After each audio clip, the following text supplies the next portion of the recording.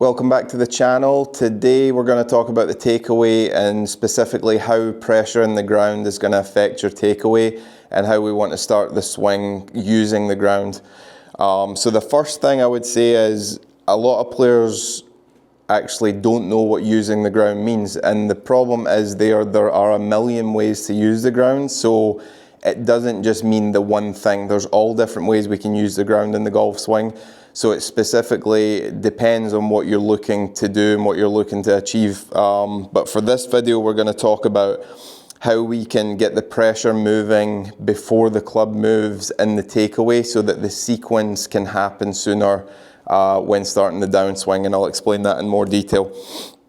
So looking at the best players in the world, they all have the same sequence, and it is basically when they start the downswing, they move lateral, then they start to rotate, and then they push up vertically.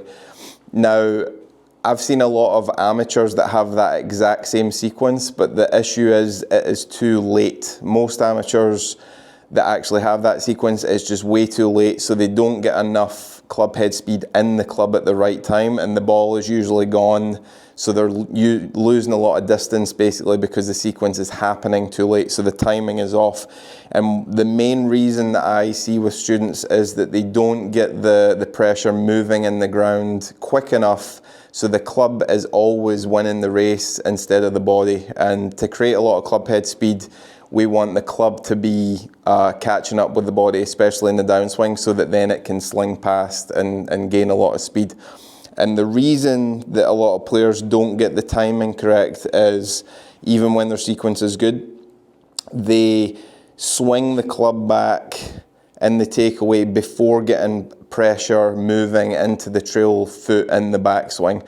And what that does is the club moves, and then the club is coming back down as they are starting to shift, and then they're rotating the clubs down here somewhere, and then they're pushing up, and the ultimate speed and force isn't happening until a little bit too late. So the simple fix is if we can get the pressure moving before the club moves, then it gives us a head start to get the timing correct in the downswing when the sequence is in the right order. So super simple drill is take an alignment stick, you're going to put it inside your trail foot, so right foot for a right-handed golfer. You can do this, I would advise doing this without a golf ball to begin, and then adding in a golf ball and hitting some shots. Don't worry where it goes, we're just working on the motion. And what you're going to do is bring your foot back over the stick. You're then going to put the club up in front.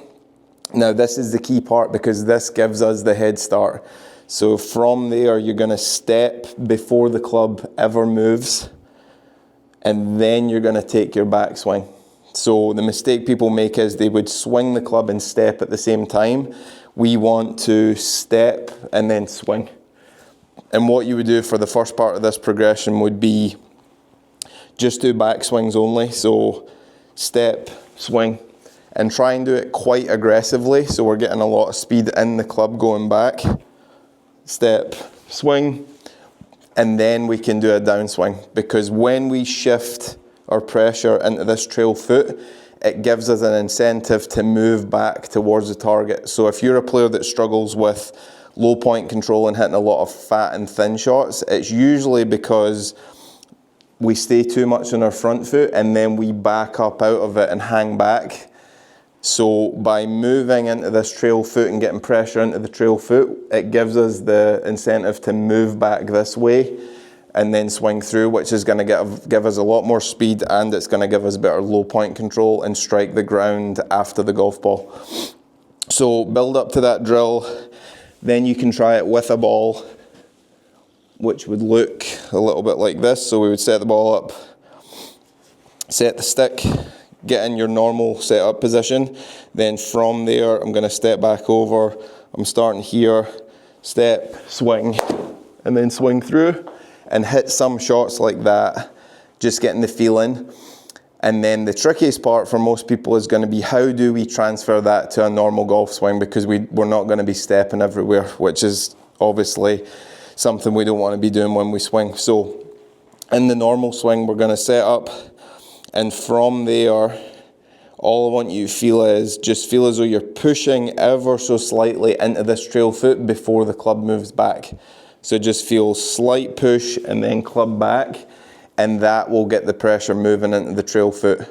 If you want to get super technical and specific, I would be looking for roughly 70% pressure moving into the trail foot before the club is parallel with the ground. You don't need to know that or think that specific, but some players like to know those numbers, so that would just be like a baseline I would be looking for. Some players are a little more than that, some are a little less. Like I said, every player's different. It's completely fine if it's a little bit different, but what we don't want is the club going back and we're still like 50-50. So that would be an easy way to kind of use the ground in the takeaway.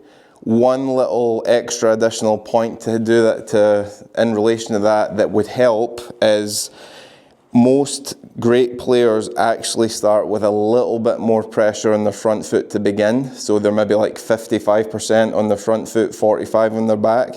And what that does is it almost acts like a starting block. So if we think of a 100-meter sprinter, they're in the blocks it's set up, they've got something to push off to get going.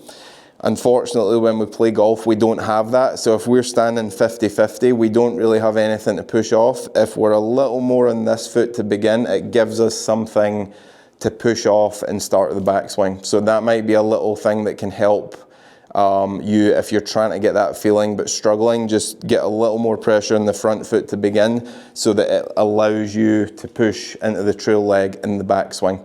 So hopefully that helps, especially if you're a player who hits fat shots, thin shots.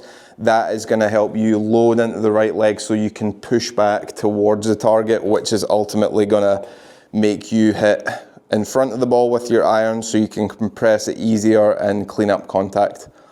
As always, thanks for watching, and if you've got any questions on that stuff, feel free to drop them in the comments.